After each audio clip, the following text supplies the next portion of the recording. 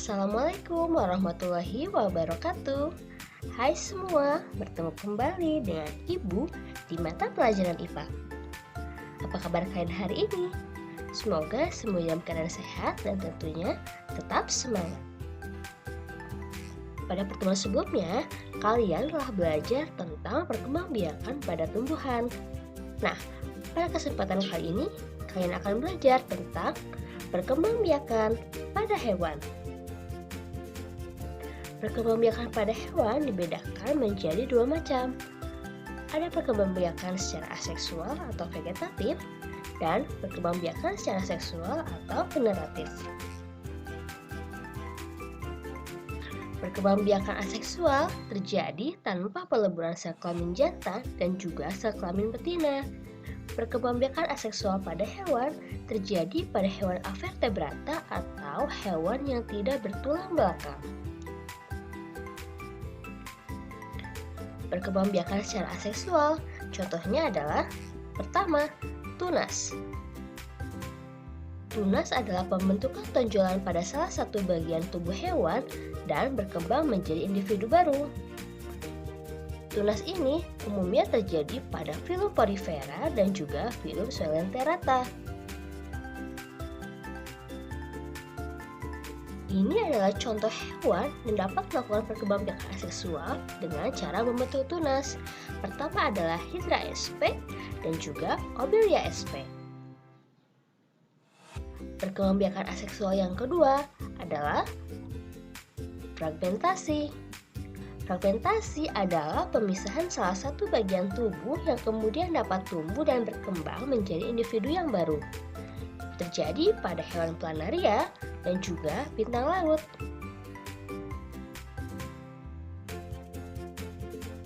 Fragmentasi. Nah, perkembangbiakan secara fragmentasi ini terjadi melalui dua tahap. Tahap yang pertama yaitu tahap fragmentasi, yaitu pematahan atau pemotongan tubuh induk menjadi dua bagian atau lebih. Lalu tahap yang kedua yaitu tahap regenerasi, yaitu setiap potongan tubuh induk membentuk bagian tubuh yang lain dan setiap potongan tubuh tersebut akan membentuk individu baru dengan bagian lengkap seperti induknya. Dan perkembangbiakan aseksual yang ketiga adalah partenogenesis. Partenogenesis adalah bentuk reproduksi aseksual di mana betina akan memproduksi sel telur yang berkembang tanpa melalui proses fertilisasi. Partenogenesis ini terjadi pada kutu daun, semut, lebah, dan juga kutu air.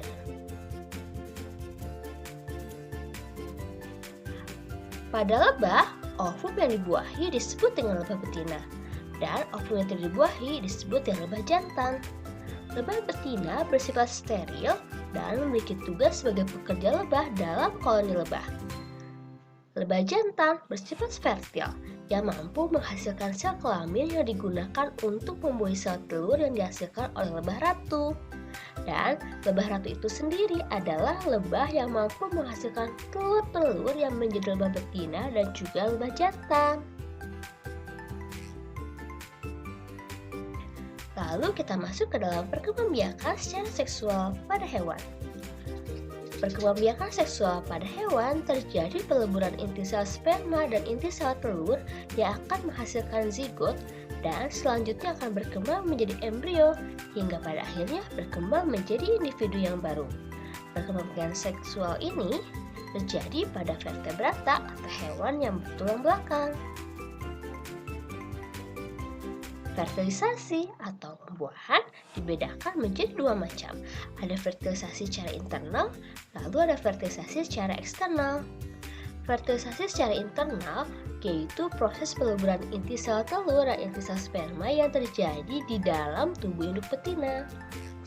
Contohnya terjadi pada sapi, kura-kura, ayam, dan juga buaya. Sementara fertilisasi eksternal yaitu proses peleburan inti sel telur dan inti sel sperma yang terjadi di luar tubuh induk betina. Contohnya terjadi pada ikan. Perkembangbiakan berdasarkan cara perkembangbiakan dan kelahiran embrio dibedakan menjadi 3 macam. Ada ovipar, vivipar, juga ovovivipar. Ovipar itu embrio berkembang di dalam rahim induk betina. Sementara kalau vivipar, embrio akan berkembang di dalam telur. Dan ovovivipar, embrio akan berkembang di dalam telur, tapi embrio tidak dikeluarkan dalam bentuk telur. Telur akan tetap berada di dalam tubuh induk betina, dan telur akan menetas di dalam tubuh induk dan kemudian akan dilahirkan. Ovipar dapat terjadi seperti pada ayam, sementara vivipar dapat terjadi seperti contohnya pada hewan mamalia, dan ovovivipar contohnya terjadi pada hewan reptil seperti buaya.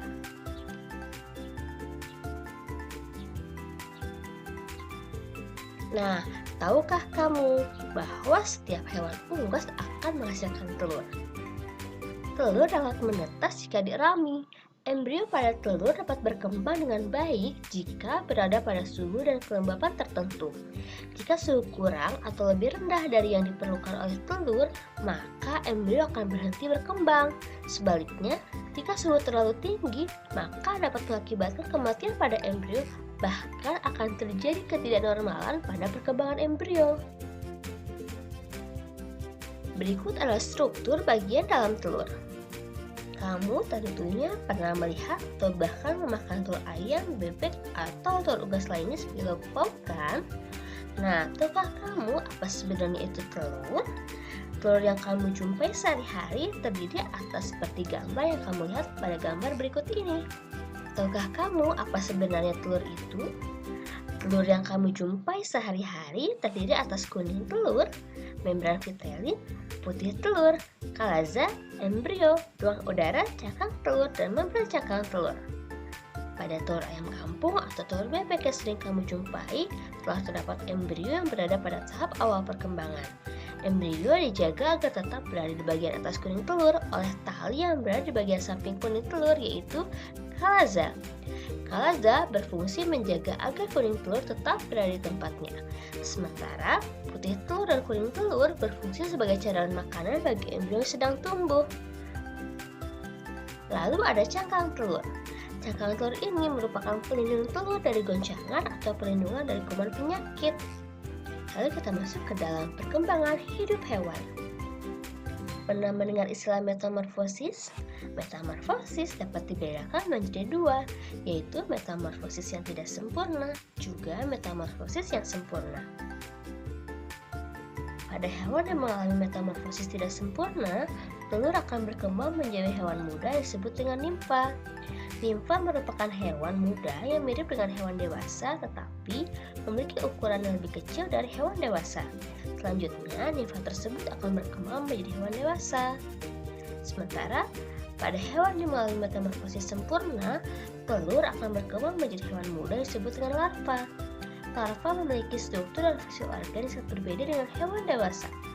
Pada hewan tertentu, misalnya kupu-kupu dan lalat, larva berkembang menjadi pupa. Selanjutnya, pupa berkembang menjadi hewan dewasa. Selama berkembang, struktur dan fungsi organ tubuh mengalami banyak perubahan sehingga menjadi hewan dewasa. Nah, tahukah kamu hewan ubur-ubur? Selama perkembangan hidupnya, ubur-ubur dapat berkembang biak secara seksual dan secara aseksual loh. Ubur-ubur seringkali dijumpai dalam bentuk medusa dan berada pada tahap seksual, yaitu dapat menghasilkan sel kelamin. Sel kelamin dilepaskan ke air dan dapat melalui fertilisasi. Jika berada pada tempat yang sesuai, larva akan tumbuh menjadi polip yang disebut dengan skifistoma. Saat dalam tahap polip, ubur-ubur dapat berkembang biak secara aseksual melalui pembentukan tunas. Polip akan berkembang dan menghasilkan strobila. Nah, strobila ini akan terlepas dari induknya dan berkembang menjadi medusa kecil yang disebut dengan evira. Evira inilah selanjutnya akan tumbuh menjadi medusa dewasa. Satu lagi nih, selain ubur-ubur, katak juga mengalami perkembangan hidup yang sangat menarik loh. Pernahkah kamu menjumpai puluhan bahkan ratusan kecebong pada suatu kolam? Tahukah kamu dari mana asal kecebong? Katak dewasa akan menghasilkan ratusan telur. Telur kemudian menetas menjadi kecebong, dan kecebong selanjutnya akan berkembang menjadi berudu yang memiliki kaki. dulu berkembang menjadi katak muda yang kemudian berkembang menjadi katak dewasa. Itu dia materi kita hari ini tentang perkembangbiakan pada hewan. Ada pertanyaan? Silahkan tanyakan bisa melalui Google Classroom ataupun WhatsApp. Terima kasih atas perhatiannya. Terima kasih juga yang sudah menyaksikan video pembelajaran sampai selesai. Semoga bermanfaat dan tentunya tetap semangat. Wassalamualaikum warahmatullahi wabarakatuh. Sampai jumpa.